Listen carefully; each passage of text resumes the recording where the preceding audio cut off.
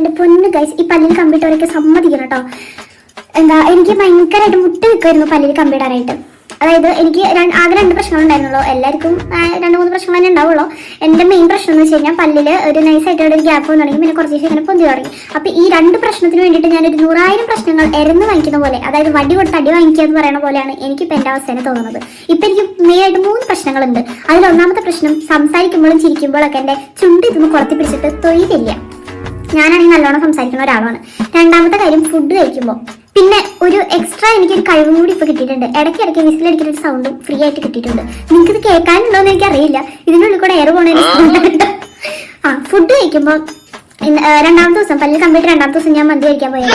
മന്തി കഴിച്ചിട്ട് ഒരു 1/4 മന്തി എനിക്ക് ഇവിടെ നിന്ന് കിട്ടി. വാവ്.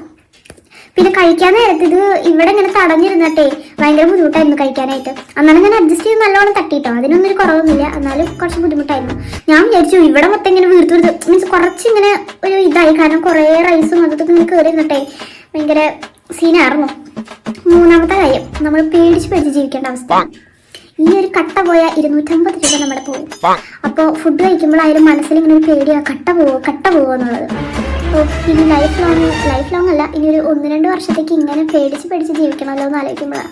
ഇതിപ്പോൾ ഇതിലേക്ക് ഇറങ്ങി തിരിക്കും ചെയ്തു. ഇനിയിപ്പോൾ എനിക്കൊരു തിരിച്ചുപോക്ക് എന്തായാലും ഈ അടുത്ത് നടക്കില്ല.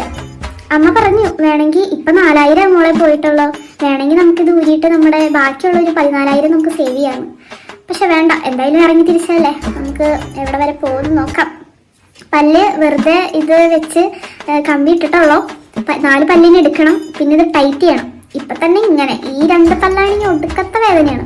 ഇപ്പം തന്നെ ഇങ്ങനെ. അപ്പം പിന്നെ എൻ്റെ ദൈവത്തിനറിയാം.